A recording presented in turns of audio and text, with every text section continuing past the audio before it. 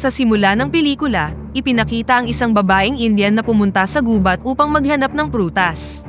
Sa sandaling yun, nakakita siya ng isang puting kabayo na ngayon niya lang nakita. Dahil sa pagkabighani dito, sinundan ng babae ang kabayo at napadpad sa isang wasak na Viking dragon ship. Dahan-dahang pumasok ang babae sa barko at laking gulat niya nang makita ang mga bangkay ng mga Viking at ang ilang katawan ng mga alipin.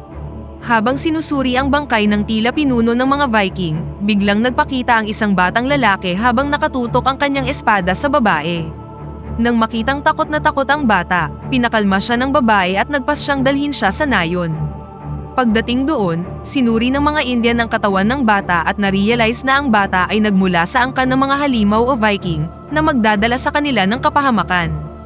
Gayunpaman, ang asawa ng babae na siyang pinuno ng tribo ay ipinahayag na ang batang ito ay maaaring magdala ng kaligtasan sa kanila. Sa huli, mas pinili ng chief at ng kanyang asawa na ampunin ang bata at pinangalanan siyang Ghost. Kinagabihan, nang makatulog na si Ghost, na naginip siya tungkol sa nakaraan bago pa nawasak ang barko, kung saan ang kanyang ama na isang Viking warrior ay marahas na minasaker ang isang Indian village kasama ang kanyang mga tauhan. Hindi lang yun, inutusan din ng ama si Ghost na pumatay ng isang maliit na bata. Kahit na tumanggi si Ghost, pinatay pa rin ng kanyang ama ang maliit na bata, at dahil tinanggihan ni Ghost ang kanyang ama, itinakwil siya nito at pinarusahan sa pamamagitan ng paglatigo ng kanyang likod. Pagkagising ni Ghost, na-realize niya kung gaano kalupit ang kanyang angkan. Pagkatapos nito, kinuha niya ang espada ng kanyang ama at linanong kalabanin ng sarili niyang mga kadugo para sa ikabubuti ng kanyang tribo. Makalipas ang 15 taon, malaki na si Ghost at masayang nakatira kasama ang mga Indian sa kanyang tribo. Sa araw na yun, binisita ang kanilang village ng isang allied tribe, kung saan na love at first sight si Ghost sa anak ng chief na nagngangalang Starfire. Sa kasamaang palad, meron ng kasintahan si Starfire na nagngangalang Blackwing. Naganap ang isang meeting kung saan tinalakay ng adoptive father ni Ghost at ng ama ni Starfire na nagngangalang Pathfinder, ang survival ritual na gagawin ni Ghost. Kung makakasurvive si Ghost sa gagawing hunt, siya na ang magiging successor ng kanyang ama bilang chief ng tribo. Nang makita ni Pathfinder si Ghost, agad siyang nakakuha ng pangitain sa hinaharap, kung saan malapit nang dumating ang mga Viking upang sakupin ang kanilang teritoryo, at ang tanging makakatalo sa kanila ay si Ghost. Kinagabihan, inihanda na ng chief si Ghost upang maging maayos ang hunting ritual sa susunod na araw. Pinaalalahanan ni Pathfinder si Ghost tungkol sa kanyang pagkakakilanlan, at naguguluhang tinanong kung isa ba siyang Viking o Indian. Sa isang kalmadong pananalita, sinabi ni Ghost na aalamin niya ito sa sariling pamamaraan. Kalaunan, habang nagsasanay si Ghost gamit ang espada, nilapitan siya ng kanyang ama na ipinahayag na parte pa rin siya ng kanyang pamilya kahit na anak siya ng isang Viking.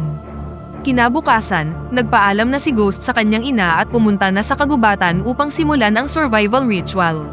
Pagkatapos ay humiwalay na siya sa isang batang babae na inutusan ng kanyang ina na manguha ng mga dahong gamot sa kagubatan.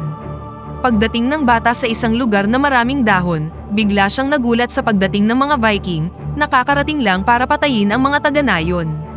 Dahil dito, natakot ang babae at tumakbo pabalik sa kanyang tribo. Pagkatapos ay nagtungo na ang mga Viking sa nayon at sinimulang patayin ang mga Indian, kabilang na ang ina ni Ghost. Si Ghost, nakakaalis lang para gawin ang ritual, ay narinig ang pagsigaw at paghingi ng tulong ng kanyang mga katribo. Agad siyang tumakbo para suriin ito at nakita mula sa kabilang panig na sinalakay ng mga Viking ang kanyang nayon. Pagdating niya doon, nakita ni Ghost na patay na ang lahat kabilang na ang inang umampon sa kanya. Labis na nalungkot si Ghost nang makita ang nakakahabag na sinapit ng kanyang ina.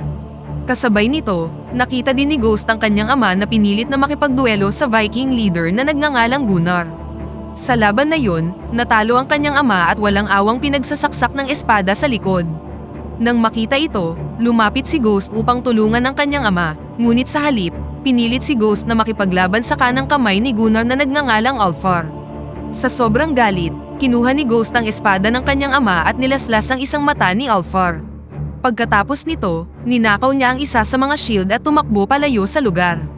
Sinundan siya ng mga Viking at pagdating nila sa may swamp, biglang lumabas si Ghost sa tubig at pinatay ang isa sa mga Viking. Pagkatapos nito, ninakaw ni Ghost ang isa sa mga kabayo at pumunta sa nagyayelong gubat. Doon, nagawa muling patayin ni Ghost ang isa sa mga Viking malapit sa kanyang hunting camp. Pagkatapos ay kinuha niya ang ilang mga gamit at nag-skate pababa ng burol. Gayunpaman, determinado ang mga Viking na patayin siya at nag-skate din pababa gamit ang mga wooden ski. Habang nagaganap ang habulan, nagawang patayin ni Ghost ang ilang Viking, ngunit napana siya sa may likuran at natigil lamang ang habulan nang mahulog si Ghost sa may ilog. Nang makabalik sa lupa, nagsimulang makaramdam ng pananakit si Ghost mula sa sugat sa kanyang balikat. Samantala, ipinaalam ng isa sa mga Viking kay Alfar na nakatakas si Ghost. Labis itong ikinagalit ni Alfar at inilabas ang kanyang galit sa pamamagitan ng pagpatay sa nag-report na Viking. Samantala, habang patuloy na naglalakad si Ghost, nakakita siya ng isang nagyayelong lawa na magko-collapse kapag nasobrahan sa bigat. Dahil dito, mas pinili niyang umikot para maghanap ng mapagtataguang kuweba. Kinaumagahan, ang grupo ni Pathfinder na naglalakbay para maghanap ng bagong lugar ay nagpasyang magpahinga sa isang kuweba. Doon, nahanap nila si Ghost na lubhang sugatan. Pinaalam ni Ghost kay Pathfinder na minasaker ng mga Viking ang kanyang nayon. Sa sandaling yun, biglang nagpakita ang isang malaking oso at inatake ang ilang miyembro ng tribo. Bilang isang matalinong chief, ginawang pain ni Pathfinder ang sarili para atakihin siya ng oso. Sa sandaling tumakbo ang oso patungo sa kanya, sinaksak ni Pathfinder ang oso at nagawang patayin ang mabangis na hayop ng walang kahirap-hirap. Pagkatapos nito, nagtayo sila ng pansamantalang kampo at sinimulang gamutin ang mga sugat ni Ghost. Kinaumagahan, inimbitahan ni Blackwing ang kanyang mga katribo na lumaban sa mga Viking, ngunit pinigilan sila ni Ghost at sinabing walang silbi ang kanilang mga armas laban sa mga sandata ng Viking. Bukod sa matatalas na espada, merong mga suot na metal vest ang mga Viking na hindi tatablan ng mga sibat at pana. Kaya naman, pinayuhan ni Ghost ang tribo na lumayo habang may oras pa sila, habang siya naman ay lalaban sa kanila ng mag-isa. Nang umalis na si Ghost patungo sa direksyon ng mga Viking, palihim siyang sinundan ng isa sa mga tribesmen na nagngangalang Jester. Kahit na pinagbawalan at itinaboy siya ni Ghost, sinundan niya pa rin ang binata. Sa kabilang banda, mas pinili ni Pathfinder na tulungan si Ghost sa pakikipaglaban sa mga Viking. Habang naglalakbay, natuklasan ni Blackwing at ng kanyang mga katribo na nawawala si Starfire. Nang ma-realize na sinundan din ni Starfire si Ghost, hiniling ni Blackwing sa kanyang mga kaibigan na dalhin ang mga katribo sa ligtas na lugar, habang siya naman at ilan sa kanyang mga kaibigan ay susundan si Starfire.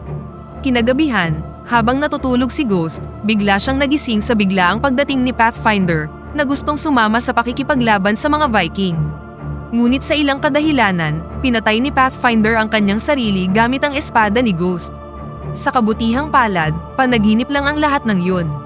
Nang lumabas si Ghost para lumanghap ng sariwang hangin, nagulat siya sa pagdating ni Starfire. Inutusan ni Ghost si Starfire na bumalik na sa kanyang nayon, ngunit tumanggi siya at sinabing gusto niyang sumali sa labanan laban sa mga Viking. Dahil pareho silang may nararamdaman sa bawat isa, isinagawa ni Ghost ang expulsion ceremony o seremonya ng pakikipagpalakpakan kasama si Starfire.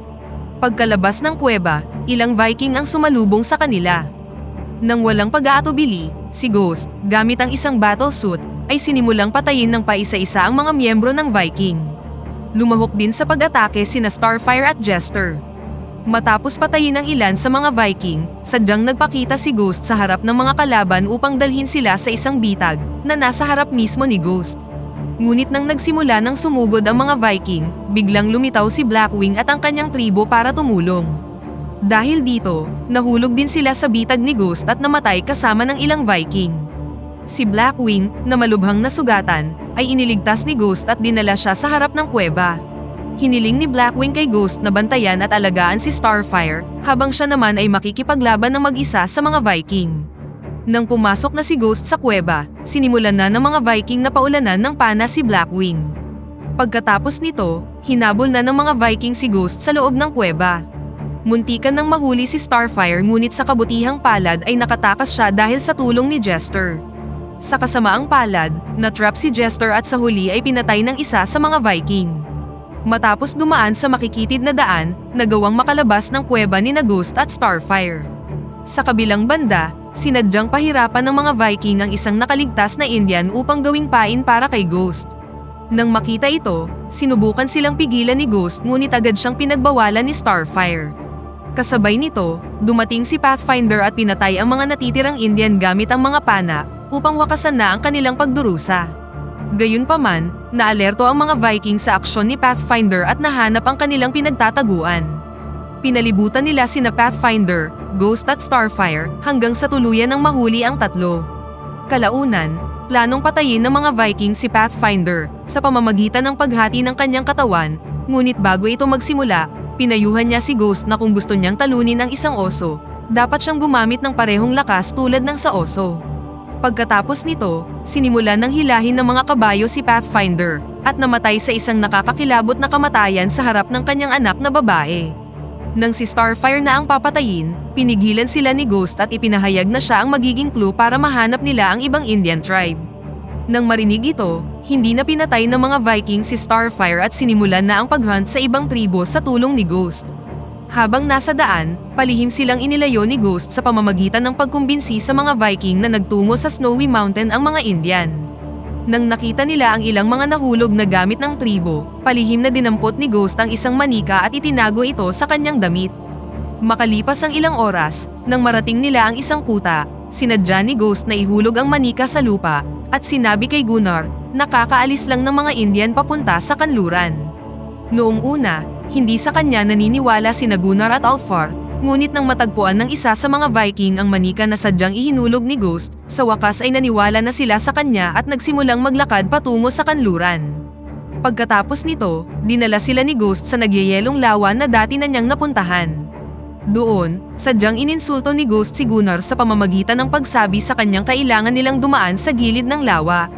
Dahil si Gunnar ang pinuno at ang alpha male sa kanyang tribo, tumanggi siyang gawin ito at mas piniling dumaan sa ibabaw ng nagyayelong lawa. Habang naglalakad at nasa kalagitnaan na ng lawa, biglang nabasag ang ice sheet na naging dahilan para mahulog si Ghost at ilang miyembro ng Viking sa tubig.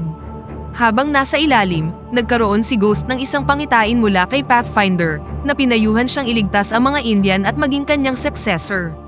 Pagkatapos nito, sinagip si Ghost ni Gunnar na wala ng ibang choice dahil siya lang ang nakakaalam ng daan. Kinaumagahan, sinadya silang idaan ni Ghost sa isang matirik na bangin. Bago tumawid, iminungkahi ni Ghost na dapat nilang itali ang isa't isa, ngunit tumanggi dito si Gunnar. Ngunit nang nadulas at nahulog ang isa sa mga miyembro ng Viking, na-realize ni Gunnar na masyadong mapanganib ang daan at inutos sa lahat na itali ang kanilang mga katawan sa isa't isa. Matapos maglakad ng ilang metro, sa wakas ay nakita na nila ang kampo ng mga Indian sa di kalayuan. Dito, lihim na sinabihan ni Ghost si Starfire na bugbugin siya. Matapos siyang bugbugin ng dalaga, inutusan ni Gunnar si Ghost na parusahan si Starfire gamit ang latigo. Gayunpaman, sa halip na hagupitin si Starfire, ginamit ni Ghost ang latigo upang ihagis ang isang bato sa isa sa mga malalaking Viking. Dahil dito, nahulog siya sa bangin, na naging sanhi din ng pagkahulog ng iba pang mga Viking maliban kay Alfar, Gunnar, Starfire at Ghost. Pagkatapos nito, magkasamang nakipaglaban sina Starfire at Ghost kay Gunnar. Dahil sa dulas ng lupa, nahulog sina Alfar at Gunnar, ngunit sa kabutihang palad, agad na pinutol ni Ghost ang lubid na kumukonekta kay Starfire at tumalon sa isang puno upang makaligtas silang tatlo. Nailigtas nito sina Gunnar at Alfar, ngunit walang pusong pinutol ni Gunnar ang lubid ni Alfar at nagsimulang umakyat habang inaatake si Ghost. Pagdating ni Gunnar sa tuktok, sumigaw si Ghost ng napakalakas at ang frequency ng tunog ay nagdulot ng isang avalanche. Pinatalsik nito si Gunnar sa kanyang kinatatayuan at napunta sa bangin kung saan naroon si Ghost. Kinuha ni Ghost ang kanyang espada at nagsimulang makipaglaban kay Gunnar. Sa gitna ng labanan, ginamit ni Ghost ang teknik ni Pathfinder nang pinatay niya ang oso, at matagumpay na napatay ang chief ng mga Viking. Kasabay nito, muling nagkaroon ng avalanche sa Snow Glacier. Sa pagkakataong ito, mas malaki ang avalanche kaysa noong una, at dumiretso ito sa kinaroroonan ni Ghost. Samantala, nakita ni Starfire ang avalanche at inisip na imposible nang mabuhay si Ghost sa nangyari. Gayunpaman, pagdating ni Starfire sa kampo ng mga Indian, biglang nagpakita si Ghost at nabunyag na nakaligtas siya sa avalanche. Makalipas ang ilang araw, opisyal ng mag-asawa sina Ghost at Starfire at naging pinuno sa kanilang tribo. Nahanap na rin ni Ghost ang kanyang sariling landas at tanggap ng meron siyang dalawang personalidad bilang isang Viking at isang Indian. Dahil kay Ghost, hindi na nangahas ang mga Viking na pumunta sa kanilang teritoryo sa paniniwalang anak siya ng Diyos at walang makakatalo sa kanya. Sa huli, nagkaroon si Ghost ng masaya at bagong buhay kasama si Starfire at kanilang mga anak, at dito na nagtatapos ang pelikula. Pakipindot naman ng like button kung nagustuhan mo ang pelikula at kung hindi naman, pindutin mo ng 2 beses ang dislike button para lang makasiguro.